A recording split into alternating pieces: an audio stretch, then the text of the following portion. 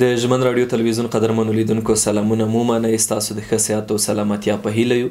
د سپورټسار په یو بله ورزشي خپرونه هم ستاسو لپاره پیل کوو. د نن ورځې په سپورټسار کې بیا هم یو شمېر موضوعاتو باندې چې د کرکټ اړوندې خبرې اترې به ولرو.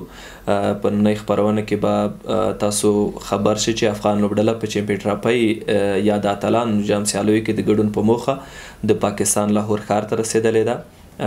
اعلی محمد غضنفر له چمپیون ټرافۍ سیالیو څخه بهر شو. آکاش چوپړا د چمپیون ټرافۍ په مهمو سیالیو کې په پرله پسې توګه د لوبغاړو د انجري کېدو له دغو سیالیو د بهر کېدو په اړه خپل نظر څرګند کړی دی او همدارنګه په نړیوال کرکټ کې هم مختلفې لوبډلې له یو بل سره مخامخ دي چې په دې اړه به هم په سپورټسار خپرونه کې خبرونه او موضوعات ولرو. پیل دې کوو چې افغان لوبډله په چمپیون ټرافۍ یا اتلانو جام سیالیو کې د ګډون په موخه د پاکستان لاهور ښار ته ورسېده.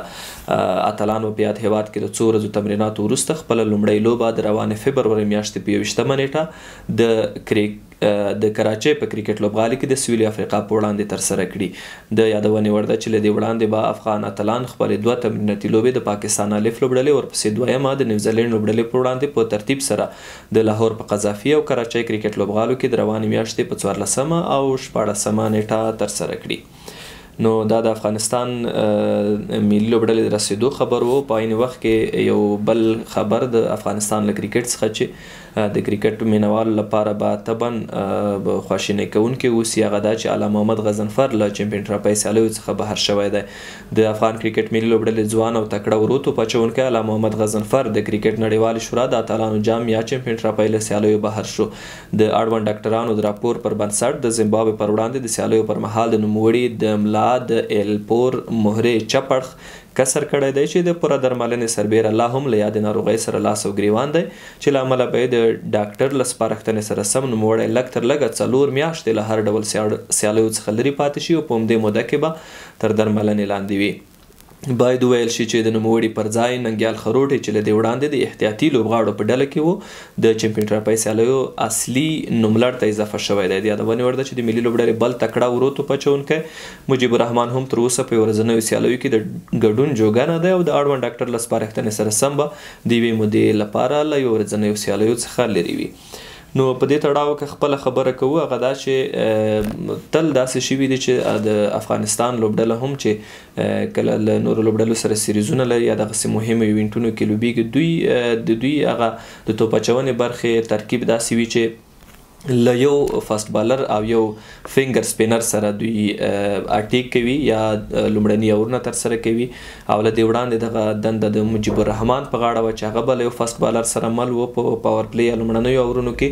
او کله چې مجیب الرحمن په دغو سیالیو کې انتخاب نه شو د هغه هم د انجرۍ مسله ده نو پر ځای اعلی محمد غضنفر چې یو عین شان بالر دی هغه انتخاب شو. خو دا ښه خبر نه دی چې اوس اعلی محمد غضنفر هم د انجري کېدو په اساس له دغه نوملړ او ترکیب څخه لرې شوی دی چې دا به په دومره لنډ مهال کې ستونزمنه اوسي چې څنګه کیدی شي چې په سرکل یا پاور پلی کې دی یو بل افغان ورو توپ اچوونکی له فاست بالر سره مل اوسي. ځکه موږ ننګیال خروټی چې د ځای ناسته دی هغه ګورو چې تر ډیره په منځنیو اورونو کې توپ اچونه ترسره کوي. نو شاید دا د افغان لوبډلې لپاره په روانو لوبو کې یوه ننګونه واوسي او هرومرو به د اعلی محمد غضنفر تشه په دغو سیالیو کې د لوبډل مشر او روزونکو لپاره احساسیږي. و به ګورو چې د اعلی محمد غضنفر او مجیب الرحمن نشتون به څومره زیانمنونکی اوسي یا عواقب به څومره او پایلې به څومره منفي وي د افغان لوبډلې لپاره.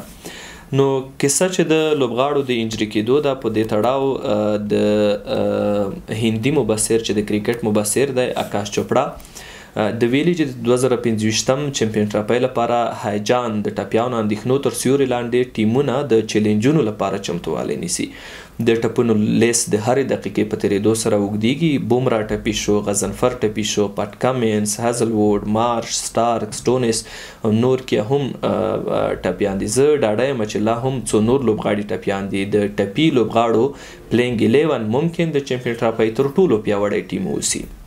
نو په دې تړاو د هم خپل اندېښنه شریکه کړې ده د چمپیون ټرافۍ په دغو سیالیو کې اکثریت لوبډلې داسې دي چې یو دوه لوبغاړي د هغوی هغه کلیدي لوبغاړي په دغو سیالیو کې نشته. مثلا د هند لپاره د بومره خبره کولی شو، خو تر ټولو ډیره متاثره چې ده د انجري له دې مسلې څخه هغه د استرالیا لوبډله ده چې 15 ډیر کلیدي او اساسي لوبغاړي چې په دغو سیالیو کې باید د استرالیا د لوبډلې برخه ویسه وای هغوی په دغو سیالیو کې شتون نه لري، چې تر ډیره بریده به د چمپیون ټرافۍ دغه لوبې هم د دغو ډیرو مهمو لوبغاړو په نشتون کې یو څه کمرنګه شي او هغه نشتون به احساس شي، ځکه د داسې لوبغاړي دي کله دوی له لوبډلو سره وي هغه لوبو ته یو جلا رنګ ورکوي.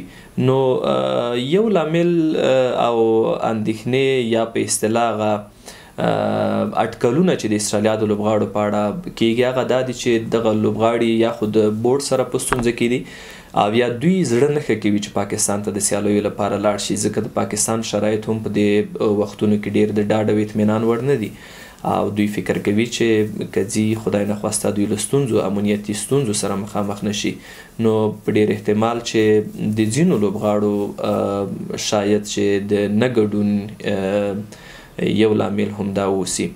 په هر صورت ستنیږو د نورو لوبو اړخونو ته. البته د افغانستان کورني کرکټ نه به یو خبر ولرو چې په کورني کرکټ لوبو کې یو شمېر لوبغاړي دي چې ډېر ښه ځلیږي، چې له دې څخه د حسن اساخیل یادونه کولی شو. د په لومړۍ سیالۍ کې هم سلیزه ترلاسه کړې ده او د نن ورځې په سیالۍ کې هم دی توانېدلی دی چې 15 نوي منډې جوړې کړي. دغه لوبه د کندهار په قریشي کرکټ لوبغالي کې د ای سی بي 11 او چیرمن 11 دوه لوبډلو ترمنځ البته پای ته ورسېده. چیرمن 11 لوبډلې د حسن اساخیل 15 نوي، عمران مسرور 38 منډو پر مټ 183 منډو هدف په دغه سیالۍ کې ټاکلی دی. نو دغه لوبې د ګریډ 1 لوبې هم روانې دي او لوبغاړي مصروف دي. ډیر لوبغاړي داسې دي چې ډیر ښه ځلیږي او ښه پرفارمنس کوي، ښه کرکټ کوي او د نورو کلونو په پرتله د ګریډ 1 لوبې یو څه په متفاوته بڼه او ښه والي سره ترسره کیږي او ویل کیږي چې د لوبغاړو لپاره هغه ډیلي یا یو اندازه حق الزحمه چې د هغه هم په پام کې نیول شوې ده چې دا د کورني کرکټ د لوبغاړو د هڅونې لپاره یو ډیر عالی او پر ځای ګام دی. نړیوال کرکټ باندې به هم خبره وکړو او دې سره به بیا خپرونه هم پای ته رسوو. دا مهال چې خپرونه د سبت په جریان کې ده د هند او د انګلند ترمنځ لوبه روانه ده. انګلند د لوبې ټاس وګاټه او لومړی توپوهنه پیل، البته لومړی توپ اچونه انتخاب کړې ده. هند لومړی توپوهنه کوي، 9 منډو کې یوازې یو لوبغاړی له لاسه ورکړی. د هند لوبډلې پیل یو ځل بیا ډیر ښه دی. دوی شلوريز سیریز چې د 15 لوبو لوبلړۍ وه 4 دیو په مقابل کې له انګلند څخه وګاټه او په 50 سیریز کې چې د 3 لوبو سیریز دی د هند لوبډله 2-0 وړاندې مخکې والی لري او که نن لوبه هم هند ګټي نو دا به د وایټ واش کېدو په معنا وي، یعنې په دغه سیریز کې به 3 واړه لوبې هند ګټي. خو د لوبې پیل دی به ګورو نن سیالۍ کې انګلند راګرځېدلی شي یا د نن ورځې دغه لوبه چې دغه د 3 لوبو د سیریز وروستۍ لوبه ده دا په خپله ګټه پای ته رسولی شي او که څنګه. او هممهاله د سریلانکا او استرالیا ترمنځ هم لومړی 50 سوریزه لوبه روانه ده چې سریلانکا د 214 منډو هدف ټاکلی دی. استرالیا لوبډله دغه هدف په تعقیب په ستونزو کې ده چې 26 منډو کې خپل 3 لوبغاړي له لاسه ورکړي دي. او د ساوث افریقا او پاکستان ترمنځ چې دا ټرای سیریز ده یا درې اړخیز سیریز دی چې ساوث افریقا، نیوزیلند او پاکستان پکې ګډون لري.